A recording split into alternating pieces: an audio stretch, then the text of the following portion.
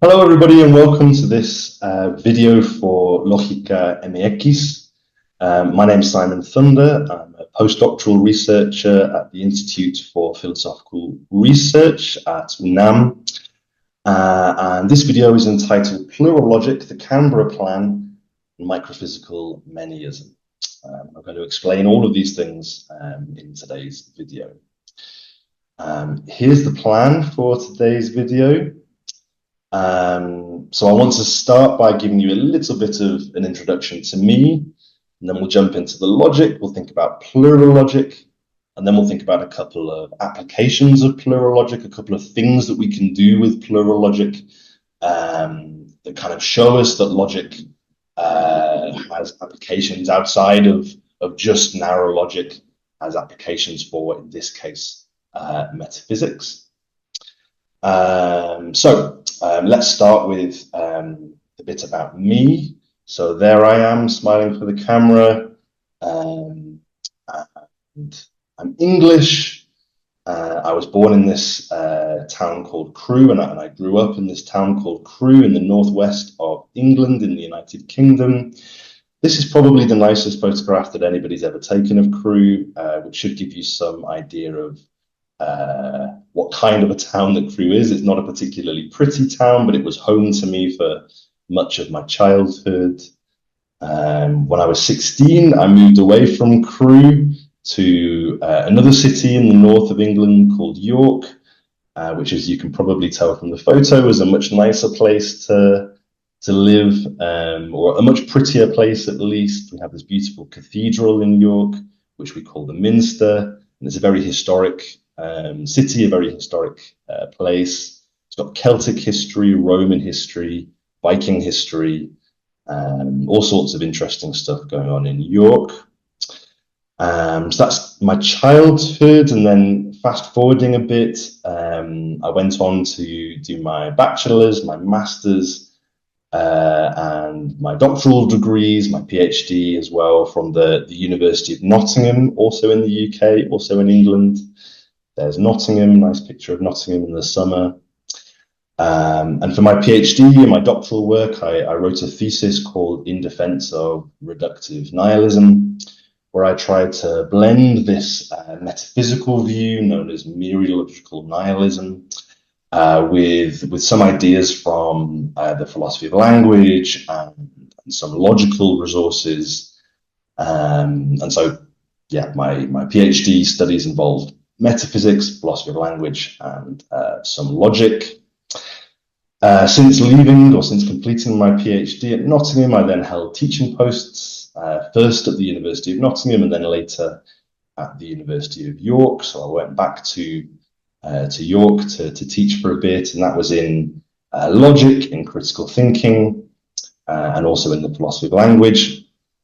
And then now, a bit over a year ago, I came to Mexico City, where I took up a post as a postdoctoral researcher at the Institute for Philosophical Research at the UNAM, the National Autonomous University of Mexico, and that's where I currently am, where I research in topics relating to metaphysics, the logic of pluralities, and some issues relating to philosophical methodology. I'm particularly interested in the role of parsimony, simplicity in theory choice in science and metaphysics.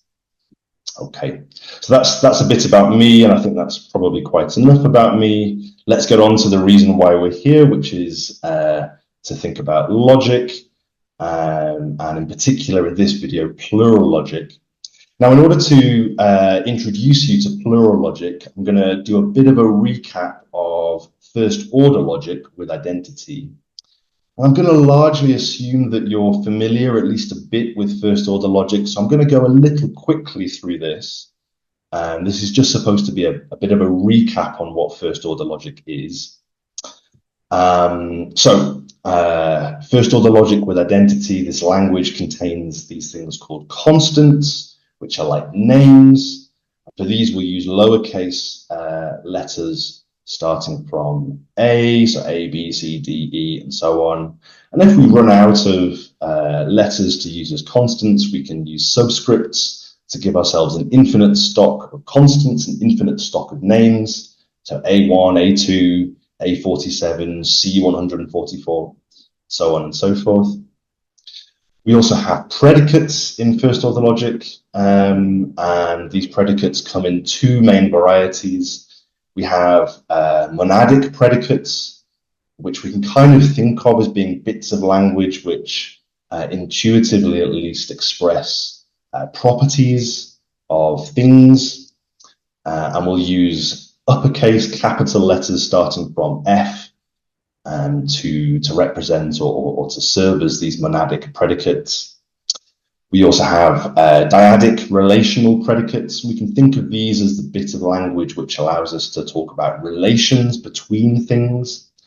And we'll start these from uppercase R, S, and T, and so on and so forth. And we've also got one special predicate, one special kind of dyadic predicate, which is the identity predicate, which we use to express identity between things, and we'll use the equality sign for that. We also have variables in our first order logical language, X, Y, Z, and then if we need more variables, we can do the subscript trick. So X1, X2, X3, and so on. These are also variables. And in the usual way, we bind these variables with quantifiers. We have the universal quantifier, which we read as for all cases of X. And we have the existential quantifier, which we read as there is a Y in this case, or there is an X, or there is an X1, or whatever. I'm also going to introduce or make use of this third kind of quantifier, which might be a bit less familiar to you. This third quantifier with the exclamation mark in the middle of it. And we read this as there is exactly one X such that blah, blah, blah. Okay, so by using that exclamation mark, we give ourselves a way to abbreviate the claim that there is exactly one thing such that blah, blah, blah. We could have omitted this third quantifier from our language and expressed the idea of there being exactly one X using other resources, but it's helpful to us to have this abbreviation here. And I'm going to make use of it. In fact, we didn't actually need to have both the universal and the existential quantifier in the first place. And we could just have made do with one of those quantifiers and defined the other one in terms of the one that we chose. But it's helpful to have this way to abbreviate claims that would otherwise take us a bit longer to express. Okay, so we're going to make use of these three kinds of quantifier. And finally, we've got connectives, the usual sentential connectives. So we have conjunction, which corresponds to the English and. We have disjunction, which corresponds to the English or. We have this arrow here, which is called material implication or material conditional. And that kind of corresponds to the English if-then construction, if blah, blah, blah, then blah, blah, blah. We have the double-headed arrow, which is the material biconditional, which corresponds to the English if and only if. And we have the negation sign, which corresponds to the English not. Okay, so hopefully that's more or less familiar, and hopefully it's also more or less familiar how we can formulate sentences in the first order logical language that we've just characterized. If we assume an appropriate interpretation of these constants and predicates and in an appropriate domain of people, then we can treat FA, for example, as being logic speak, first order logic speak, if you like, for the English. Anna is funny. RAB could be Anna loves Bob. There is an X such that FX, and it's not the case that RXX. We can use that to formalize the English sentence. Someone is funny who doesn't love themselves. For all cases of X, if FX, then HX. Well, in English, that would be all funny people are happy, given this intuitive interpretation. B is identical to A, or SBA1. Well, assuming that B is the name for Bob and A1 is the name for Andy, S is the predicate for shouts at, We can read that in English as either Bob is identical to Andy or Bob shouts at Andy. And then finally here, this final example, making use of this new quantifier to express the claim that there is exactly one happy person. Of course, we could give more examples, and in fact, there are infinitely many sentences that we could form using this first order logical language with identity. So hopefully that's more or less familiar. What I want to turn to now is to a particular extension of this first order logical language, which we'll call plural first order logic with identity, or PFO for short. First thing I want to say about the plural first order logical language that we're going to use is that it keeps everything that we just introduced from first order logic. So plural first order logic doesn't try to replace or change anything about first order logic. Rather, it adds to it. It keeps everything that first order logic already had, but it adds these further resources, plural resources. And intuitively, the resources that it adds to first order logic are supposed to let us reason about pluralities, where a plurality is just supposed to be many things, right? So for example, plural first order logic adds a new kind of constant to first order logic. We represent this constant or these constants with these double letters, these double lowercase letters, AA, BB, CC. And again, we can use subscripts to give ourselves an infinite stock of these constants. And intuitively, these are to be understood as names of pluralities. Names for many things at once. So, for example, you might think that the Beatles, the English pop or rock group, you might think that the Beatles are a plurality of people, a plurality of band members. And so you might think that, let's say BB here could be an appropriate name for that plurality of people. And by plurality of people, I just mean those people. Okay. So plural first order logic gives us these plural constants. We'll see a little bit more about how this works when we come to some examples in a second.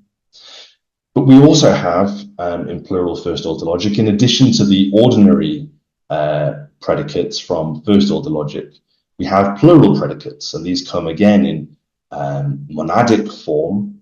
So again, we'll use capital F, G, H, and so forth. And these intuitively are the bits of language which correspond to kind of properties of pluralities. And we have dyadic or relational plural predicates, which again will represent or will treat as capital letters starting from R, which intuitively allow us to talk about relationships between pluralities. We'll keep the identity predicates, and we'll add another special kind of predicate that will be of use when talking about pluralities. And it's this less than sign, which we're going to treat as the is one of, or membership predicate, which we use to express the relation of being one of, right? So if we want to say that Paul McCartney is one of the Beatles, this would be the predicate we would use. Okay. We have plural variables, and again, we'll use double letters, double lowercase letters to represent these, XX, YY, ZZ, so on and so forth. One thing I want to point out at this stage, and this pertains both to constants and to variables in our plural first order logical language, is that plural constants, plural variables, yes, they can be names or variables for pluralities, so for many things, but also we allow that they can be names or variables for individuals as well. Okay, so it's kind of misleading. I've introduced these as plural constants, plural variables. So in the case of constants, these are names for pluralities, I said, but we allow ourselves to say that there can be a plurality of just one thing. Okay, so AA could be a name for the Beatles, but we could also treat it as the name of just Paul McCartney.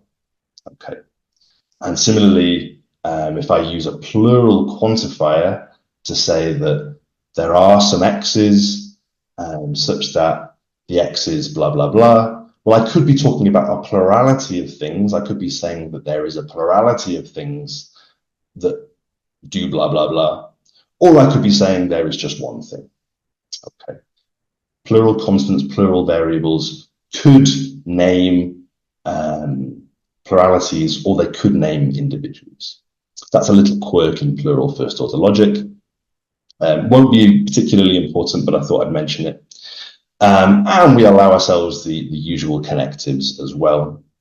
And now using plural first order logic, this language we've just introduced, this extension to ordinary first order logic, we can come up with a load of sentences. So for example, given an appropriate interpretation, we could treat the logical sentence FAA as symbolizing or formalizing the English sentence Anna and Andy are funny. So if we treat, or that would require treating the name or the constant AA as being the name for the plurality of Anna and Andy.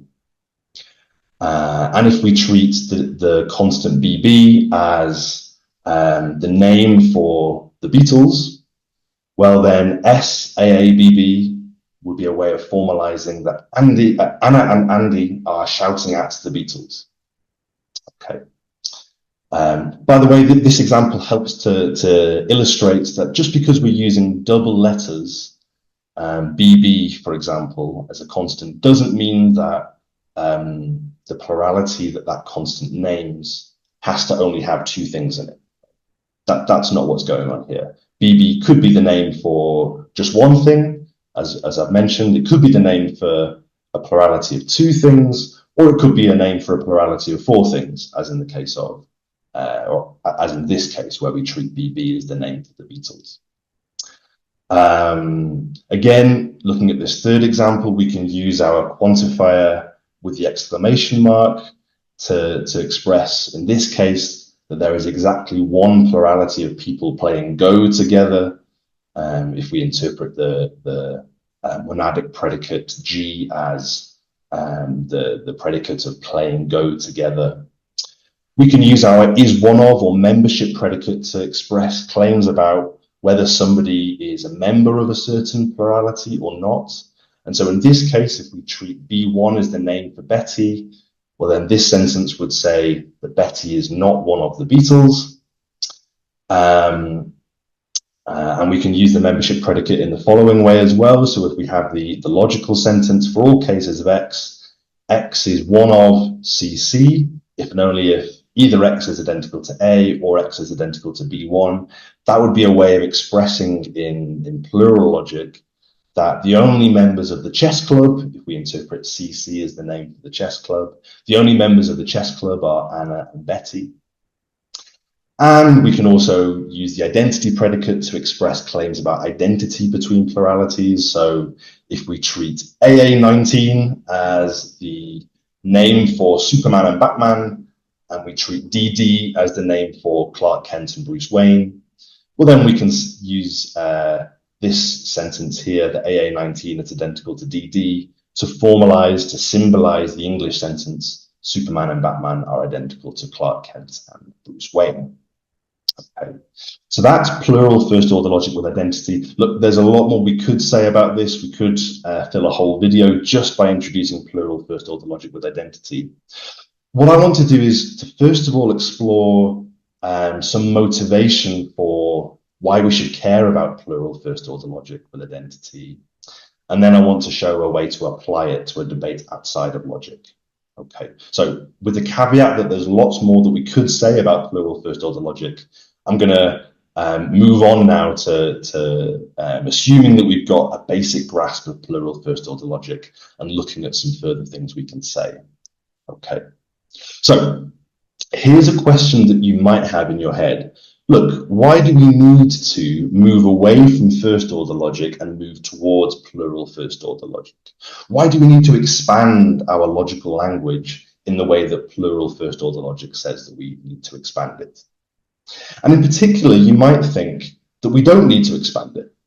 So consider again the first example sentence of plural first order logic that we looked at, which corresponded to the English sentence Anna and Andy are funny. And we formalize that in the plural first order logic as FAA, okay, where F is the predicate corresponding to are funny, and AA, I said, is the name of the plurality of Anna and Andy. But look, you might think we didn't need to formalize that English sentence using plural first order logic. We could have done it just using first order logic without any mention of pluralities, right? So the English sentence Anna and Andy are funny just seems to be equivalent to the English sentence Anna is funny and Andy is funny. And we can formalize that in first order logic without any plural resources, just as FA and FA1. Where F stands for is funny, A stands for Anna, and A1 stands for Andy. We didn't need plural resources to formalize that sentence of English. And you might think, well, look, maybe that's the case for every sentence of English. You know, even sentences of English that look like we need to formalize them using plural resources. Maybe we can always find a way to translate them into sentences of first order logic. And if that's the case, then look, we didn't need plural first order logic. We can forget about plural first order logic, right? We can just make do with ordinary first order logic. Okay. So I'm going to present now a couple of related reasons as to why I think we do need plural first order logic. Okay. And the first reason, maybe the main reason that I'm going to present to you, has to do with non-distributive predication. So what do I mean when I say that? Well, there's a distinction, an intuitive distinction between two kinds of plural predicates. And I'm thinking now about monadic plural predicates. And that's a distinction between distributive plural predicates on the one hand and non-distributive plural predicates on the other hand. Here's the definition, or here's the characterization of what it is for a monadic plural predicate to be distributive. So take any monadic plural predicate you like, let's say F. F is distributive if and only if, to say of some plurality XX that it's F, so to say F XX, is just to say that each member of the plurality XX is F. So another way of saying that is to say that F is distributive if and only if Fxx analytically implies Fx for each x such that x is a member of XX. Okay, so let's see how that works with an example. So consider the English sentence, Tom, Dick, and Harry are running. Okay, where the predicate here is are running. Now that's a plural predicate, so it seems, you know, are running. And it is it's a distributive plural predicate. Why? Well, because to say that Tom, Dick, and Harry are running is just to say that Tom is running, Dick is running, and Harry is running. And in general, to say of some plurality of people in this case that they are running is just to say that each member of that plurality is running. And that's why are running is a distributive plural predicate. Contrast that with non-distributive plural predicates. So F is non-distributive just in case it is not distributive. And consider this sentence, Tom, Dick, and Harry can jointly lift the piano. Okay, and the predicate in this case is can jointly lift the piano, underlined there. And this predicate looks like it's non-distributive. When we say that Tom, Dick, and Harry can jointly lift the piano, we're not saying necessarily that Tom can lift the piano on his own, and Dick can lift the piano on his own, and Harry can lift the piano on his own. What we've said here is consistent with the idea that only acting together can Tom, Dick, and Harry lift the piano. None of them can lift the piano on their own. Okay. So there's an important difference between Tom, Dick, and Harry can jointly lift the piano and Tom, Dick, and Harry are running. Okay. And as this example helps to illustrate, the word jointly can help to indicate that we want our predicate to be understood non-distributively. However, we don't need to include the word jointly in order to get a non-distributive plural predicate. Consider this sentence: the police officers are surrounding the building. Well, here again, when we say this, when we say that the police officers are surrounding the building, we're not saying that each individual police officer surrounds the building on their own, right? It doesn't seem possible for a single police officer to surround the building on his or her own. Rather, we're saying something that the police officers do together, right? They jointly surround the building. So that's the distinction between distributive and non-distributive plural predicates. Okay. Now, why is this important? Why does this help us to explain why we might need plural first-order logic? Well, okay, it does look as though distributive plural predication can be formalized using merely first-order logic. So Tom, Dick, and Harry are running just means the same as we've said, Tom is running, and Dick is running, and Harry is running. And we can formalize that using ordinary first-order logical resources, no plural resources needed. However, this doesn't seem to be the case with non-distributive plural predication. So when we say in English, the police officers are surrounding the building, using non-distributive plural predication, it doesn't seem that we can kind of translate this into some conjunction of claims about individual police officers. And so it doesn't look as though we can formalize that sentence using first order logic. It looked as though we could always use first order logic to capture everything that we thought we needed plural first order logic to capture, because we were only thinking about cases of distributive plural predication. But as soon as we notice that there are cases of non-distributive plural predication, it becomes obvious, or it becomes at least clearer, that we do need plural resources, right? We need a genuine plural predicate in order to translate or symbolize this sentence in logic, because we can't do it using first order logic. Okay. Now look, you might reply to this by saying, no, we can still use first order logic to characterize or to symbolize, to translate, to formalize even instances of non-distributive plural predication by appealing to the notion of a set of individuals, right? A collection of individuals. So we can try to formalize the police officers are surrounding the building using merely first order logic as simply FA, where we treat A as the name of the set of police officers, and we treat F as the predicate for surrounding. And so maybe it looked as though we needed to talk about the plurality of police officers in order to formalize this sentence, but we don't. We can instead talk about the set of police officers.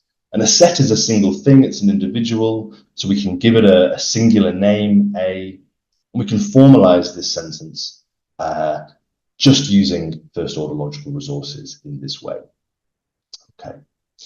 Now, yeah, and if we could do this for every instance of putative, apparent, non-distributive plural predication, then our argument against the necessity of plural first order logic is going to succeed, right?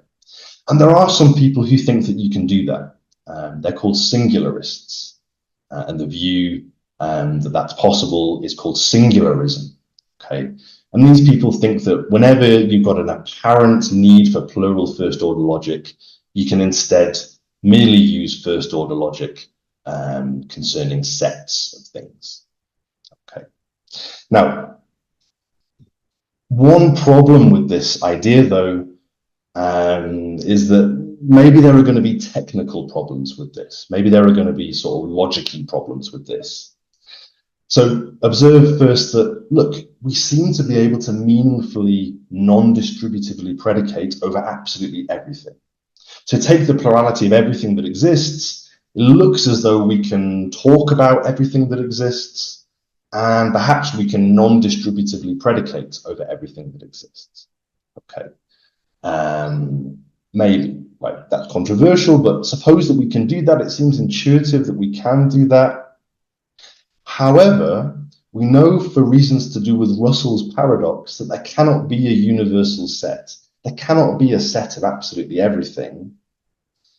And that means that our non-distributive predications over absolutely everything cannot be interpreted as mere singular predication over the universal set. We can't do this trick that we did to try to formalize non-distributive predication over the police officers, i.e. of treating that as singular predication over the set of police officers. We cannot do that when we want to talk non-distributively about everything that exists, because there can be no set of everything that exists. There can be a set of the police officers, but there can't be a set of absolutely everything that exists.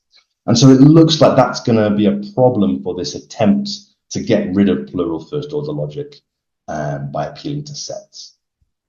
I'm not going to explain, by the way, Russell's paradox here. That would be a bit of a tangent, but it's kind of an interesting proof that there cannot be a set of absolutely everything. So do go away and research that on your own if you're interested. So that's one problem with this attempt to get rid of plural first order logic and treat non-distributive predication as singular predication over a set of individuals. There's also a kind of a metaphysical problem. So even forgetting that technical problem to do with the universal set and Russell's paradox, there's also kind of metaphysical reasons to be kind of dubious of this strategy. So here's George Boulos, who says, look, it is haywire, meaning it is kind of crazy, to think that when you have some Cheerios, you are eating a set. What you are doing is eating the Cheerios. And what Boulos is getting at here is that, look, when we're talking about, pluralities like the police officers or the plurality of everything that exists or the Cheerios, we're not talking about sets. When I say that I'm eating some Cheerios, I'm not saying that I'm eating a set. I'm saying that I'm eating some Cheerios, right? Those things themselves. We shouldn't need to posit sets or similar to make sense of apparent plural quantification or predication. When we use plural predication in natural language, we're not talking about set-like things, sets or things similar to sets that contain many individuals. We're talking about those many individuals themselves. Okay. And so, look, you might think this attempt to get rid of the need for plural first order logic by appealing to sets, that's just kind of metaphysically dubious, right? Plural constructions in English or in natural language aren't about sets. We shouldn't appeal to sets to make sense of it. Instead, we should maintain our use of plural first order logic. Now, nothing that I've said here is conclusive, I don't think. There's lots of kind of debate you might have about this. But for the remainder of this video, I'm going to assume that plural first order logic is necessary. It is required to make sense of plural constructions. And when we use plural quantification, plural predication concerning many individuals, we're not talking about set-like collections of many individuals. We're talking about those individuals themselves. And one consequence of that is that, look, when we say something like there are some x's such that those x's are f, we're not committing ourselves to the existence of some set or some set-like collection of the f's. We're just committing ourselves to those individual f's themselves. So, for example, if I say there are some police officers, I'm not committing myself to the existence of a set of police officers. I'm just committing myself to the existence of those police officers themselves. Okay. That's what I'm going to assume going forward. And I'm going to turn now to a way to apply these ideas that we've been talking about to a debate beyond logic, right? A debate more to do with metaphysics. And I'm going to start with this thing called the Canberra Plan. So the Canberra Plan, as I'm introducing it here, was kind of developed by a famous metaphysician called David Lewis. And And Lewis kind of introduces the Canberra plan in the following way. He says, look, suppose that a detective proposes a theory of what happened in a murder case. And this is what the detective says. X, Y, and Z conspired to murder Mr. Body. 17 years ago in the goldfields of Uganda, X was Body's partner. Last week, Y and Z conferred in a bar in Reading. Tuesday night at 11:17, Y went to the attic and set a time bomb. 17 minutes later, X met Z in the billiard room and gave him the lead pipe. Just when the bomb went off in the attic, X fired 3 shots into the study through the French windows, etc., etc. Right, so the police or the detective doesn't know who committed the murders. That's why he's saying X, Y, and Z. But he does have a really good theory of how the murder happened based on the evidence that he's seen. Now, notice that X, Y, and Z are what we call theoretical terms, or T terms for short. They're new terms introduced by a theory, right? You won't find X, Y, and Z in the dictionary with pre-existing kind of definitions. They're not terms that we already knew before the detective started his theorizing. Nevertheless, kind of an interesting fact, it's kind of obvious, but when you think about it, it's interesting. Even though these are completely new terms, we didn't have like a dictionary definition of what these terms meant before the detective started his theorizing. We nevertheless seem to know what X, Y, and Z mean. When the detective says X, Y, and Z, we don't think that the detective's suddenly talking nonsense, suddenly saying things like meaningless things, right? The detective is kind of somehow using X, Y, and Z in meaningful ways, right? We know what he means by X, Y, and Z, despite the fact that X, Y, and Z were not explicitly defined in the detective's theory. The detective never said, by X I mean this, and by Y I mean this. Right? And nor did X, Y, and Z have pre-existing definitions in a dictionary, for example. And Lewis wants to call our attention to this fact. And Lewis offers an explanation of how these terms came to have their meanings. And he says, look, in telling his story, the detective set forth 3 roles and said that they were occupied by X, Y, and Z. So just to go back a minute, the detective, when he said 17 years ago in the goldfields of Uganda, X was Body's partner, and 17 minutes later, X met Z in the billiard room and gave him the lead pipe, and X fired 3 shots into the study through the French windows. The detective kind of says a load of things that X did, right? He kind of thereby outlines a role that X played, a load of things that X did. And he did the same for Y and Z. And yeah, so Lewis says that the detective set forth 3 roles, 3 kind of sets of things that X, Y, and Z did.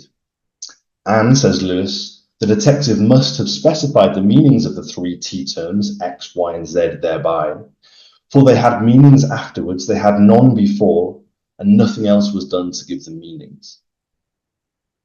Okay, and when we find out who are the occupants of the 3 roles, we find out who are X, Y, and Z. So Lewis's idea is that the detective's theory kind of implicitly defines X, Y, and Z as, in X's case, just the name for whoever it was that did the things that the detective said that X did. And Y is defined implicitly as the name for whoever it was that did the things that the detective said that Y did. Okay. And that gives the detective a way to find out who the murderers are, right? All we have to do is find out who really did the things that X did, who really did the things that the detective said that Y did, who really did the things that the detective said that Z did. And when we find those people, when we find out who are the occupants of those roles, then we find out who are X, Y, and Z. Okay. And so in general, Lewis says, and this Lewis is kind of explaining, or Lewis's reasoning here is essentially the Canberra plan. Lewis says any given theory implies that for each T term, T, that it introduces, for each new term that it introduces, there is some entity, E, that uniquely does everything that the theory says that T does. Okay. So in our detective's case, there is some person who uniquely did everything that the detective's theory says that X did, for example. And the theory implies that T, that name, is the name for that entity, i.e. the entity that uniquely does everything that the theory says that T does. And that the reference of that T term T is identical to that entity. Okay, that's the intuitive gloss on the Canberra plan. It's supposed to be an explanation of how theories like the detective theory that introduce new terms implicitly define those terms. They implicitly say what those terms are supposed to be the names for. Okay, now we can kind of, or Lewis explains the theory kind of informally. He explains the Canberra plan informally, but also he explains it in symbols, which I'll do a little bit of here. So the idea is that any given theory T implies various things. First of all, it implies what's called a postulate of T, where the postulate of T is just another way of writing T, but it makes explicit that T introduces n theoretical terms. So it introduces T1, T2, T3, T4, blah, blah, blah, all the way up to Tn for some number n. Okay. And those are the T terms, the new terms that the theory introduces. And we write T as the postulate of T like this to make clear that it introduces those terms. And that allows us to kind of convert T into the so-called realization formula of T, where we just replace all of those T terms, replace all of those names that T introduced with variables. So x1, x2, x3, and so on, all the way up to xn. And that then allows us to get what's called the modified Ramsey sentence of T. And all the modified Ramsey sentence of T says is that there is some unique thing that plays the role, that does all the things that T says that each of the entities that T introduces does. Okay, so for each T term that T introduces, there is some unique entity that does all the things that T says that the reference of that theoretical term does. Okay, and so for example, with the detectives theory, the modified Ramsey sentence, which is supposed to be an implication of the detective's original theory, would say, for example, there is some unique person who did all the things that the detective's theory said that X did. And there is some unique person that did all the things that the detective's theory said that Y did. Okay, and the same for Z. That's all the modified Ramsey sentence says, and it's supposed to be an implication of the given theory T. And there are various other principles and claims that Lewis introduces, which I'm going to skip over here. Ultimately, we end up with this modified Carnap sentence. And okay, you can read how it reads in logic there for yourselves. Essentially, what the modified Carnap sentence says is that, look, if there is something that does everything the detective's theory says that X did, then that thing just is X. And the same for Y, and the same for Z. Okay, that's what the modified Carnap sentence tells us. And what that implies is this identity claim, that for each reference of the theoretical term that T introduces, that thing is identical to the unique thing that does all the things that the theory says that the reference of that theoretical term does. So, for example, in the detectives theory that we started with, the person who does all of the things, or who did all of the things that the detectives theory says that X did, well, that's just that person is identical to X, and the same for Y, and the same for Z. Okay, that's kind of symbolic way of explaining the thing that we explained on the previous slide. Okay. Now, I think that we can use the resources that we introduced before, this notion of a plural first order logic, to point out a problem with this Lewisian formulation of the Canberra plan. And that's because Lewis's formulation of the Canberra plan ignores PFO completely. Okay, so for example, Lewis writes all of the principles that we just saw in the previous slide using only singular variables. So he formulates the realization formula, for example, like this, using singular variables, x1, x2, x3, and so on, all the way up to xn. Okay. And the effect of this is that Lewis assumes that a theory's t-terms name individuals if they name anything at all. So given that Lewis formulates all of his principles in his kind of explanation of the Canberra plan using singular variables, he kind of rules out the possibility that we might discover that a theory's t-terms name a plurality of things, right? So a single t-term might name a plurality of things. Lewis assumes that that's impossible. And that's an effect of him using singular variables throughout, because singular variables can only refer to, if you like, or can only take as values individuals. They can't take pluralities as values. And I think this is a problem. So I think it's a problem that Lewis assumes this. And I think his formulation of the Canberra plan should not ignore plural first order logic. Why? Well, look, we know that there can be plural terms that name many things at once. That's what we saw when we introduced PFO. There can be plural constants, plural names, plural terms that name many things at once. The Beatles, for example, or what was it, Anna and Andy. Right, those are plural terms that name many things at once. And so why couldn't a theory's t-terms be plural terms? Why should we assume that the t-terms that a theory introduces, the novel theoretical terms that a theory introduces, why should we assume that they are singular terms that can only possibly name individuals? Why couldn't they be plural terms? I don't think we have any reason for thinking that they couldn't be plural terms.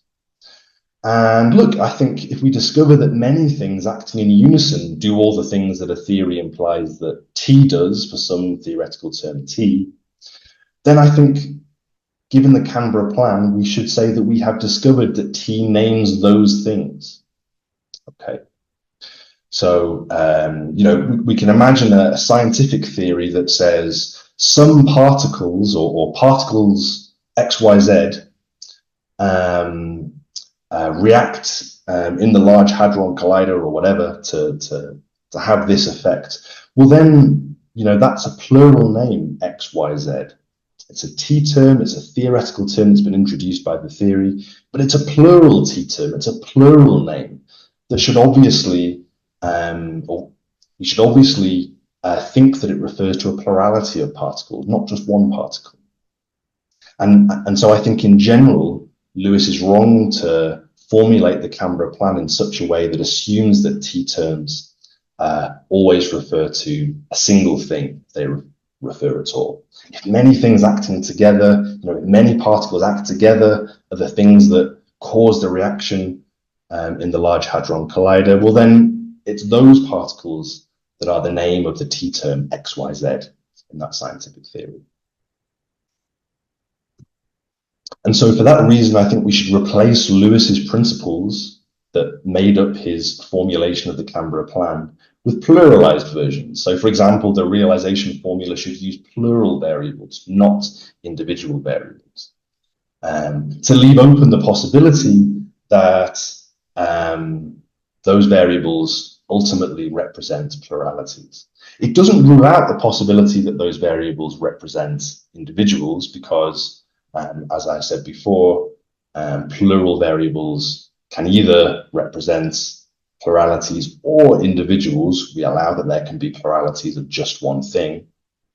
But so if we use plural variables, we're being neutral about what the reference of a theory's t-terms might be. And that's how we should be, I think. Okay, and if we do this, look, we could dive into the details of how exactly that works. I want to kind of skate over those details here. Ultimately, if we make the changes to the Canberra plan that I think we should make, then that will mean that in some cases, at least, the Canberra plan might tell us that a given t-term, t, refers to a plurality of things rather than an individual thing. And that in turn means that, or if that is the case, if we find out that a given t-term refers to a plurality of things, that would mean that there is some plurality, EE, such that the reference of the t-term is identical to EE. Okay, so that's the kind of modification to the Canberra plan that I think that we should make in light of plural first order logic. Okay. Finally, and very quickly, I want to very quickly give you an illustrative example of the Canberra plan, or the pluralized version of the Canberra plan in action. So that it will help you to get a better grip on how the pluralized Canberra plan is supposed to work, but also so you can see an application of these plural resources in the pluralized Canberra plan to a debate in metaphysics. And to do that, I'm going to give you an argument for this theory called microphysical manyism. And microphysical manyism is a view about what composite objects are. Given microphysical manyism, a composite object is an object made up of parts. Or rather, sorry, that's not given microphysical manyism. That's just the definition of a composite object. A composite object is an object made up of parts.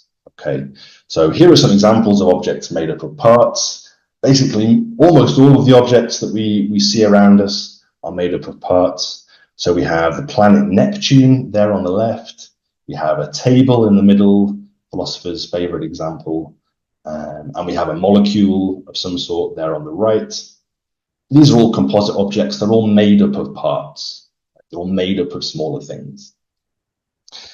And microphysical manyism says that each composite object is just the plurality of its ultimate microphysical parts.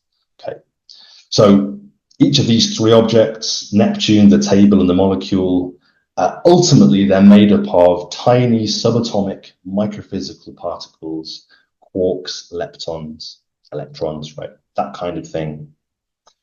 Microphysical manyism says that each composite object is just the plurality of its ultimate microphysical parts. It just is those parts. So that is, each composite object is really many microphysical particles. It's not some kind of single thing made out of the particles. It just is those particles. And a kind of consequence of that is that, for example, Neptune is not a singular name like A. It's not a name for an individual, but rather it's a plural name like AA. It's a name for many microphysical particles. It's a name for those microphysical particles that we think of as the microphysical parts of Neptune. That's what microphysical manyism says. Lots of things to say for and against microphysical manyism. All I want to do now is just to show you how this pluralized version of the Canberra plan that we've been formulating can be used to argue for microphysical manyism or defend microphysical manyism. So given the Canberra plan, Neptune names whatever does all the things that the scientific theory of Neptune says that Neptune does. Okay, that's what the Canberra plan says. Just like the detectives theory of X or X, Y, and Z, you know, the detectives theory implies that X just names whatever it is or whoever it was that did all the things that the theory said that X did. And the same for Y, the same for Z. Well, look, it's the same, according to the Canberra plan, with scientific theories. And so think about the scientific theory that introduced Neptune back in the 19th century at some point.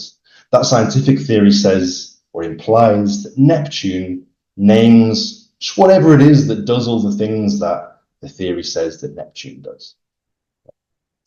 And crucially, it's plausible that, say, microphysical manyists, that a plurality of microphysical particles is what does everything that the scientific theory says that Neptune does, right?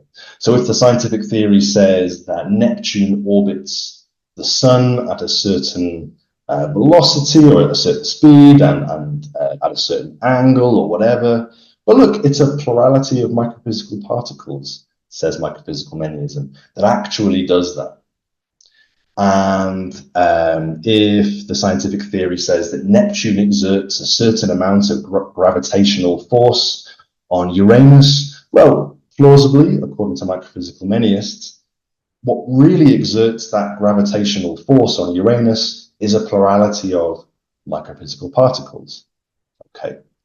Now, given this, so suppose that those particles are called EE. Given the Canberra plan, we should conclude from these claims that Neptune is the name for EE. Neptune is the name for those particles. Which means, as we saw before, that Neptune is identical to those particles. Okay, so that's a way of using the Canberra plan to try to motivate, try to argue for microphysical manyism, right? It's just pluralities of microphysical particles that do all the things that our theories say that Neptune does, or a certain molecule does, or whatever. And if that's the case, then the Canberra plan, the pluralized version of the Canberra plan, is going to tell us that those composite objects are identical to those pluralities of microphysical particles. Neptune is identical to the plurality of its microphysical parts. A certain molecule is going to be identical to, is going to be nothing more than just some microphysical particles. Okay, and that's a way to apply the pluralized version of the Canberra plan, and in turn then plural logical resources to a debate in metaphysics. Lots more to be said about this. Maybe you disagree with this. If you do disagree with this, then I'd encourage you to look at some of this further reading. So at the bottom there, I have cited one of my own papers where I explain the pluralized Canberra plan in more detail and use it to argue for microphysical manyism. So you can see how that argument works in a bit more detail, see whether your objections to that argument, if you have some, are addressed. More generally, there are other things that you can look at on plural logic and on the Canberra plan. So a couple of really good books to introduce people to plural logic. Thomas McKay and Oliver and Smiley's books are very good on that. And then there's also David Lewis talking about the Canberra plan in these places. So do go away and have a look at those if you're interested. Okay. And that's all I've got for you. So thanks very much. I hope that you're now a bit more interested in plural logic than you were before. Thanks.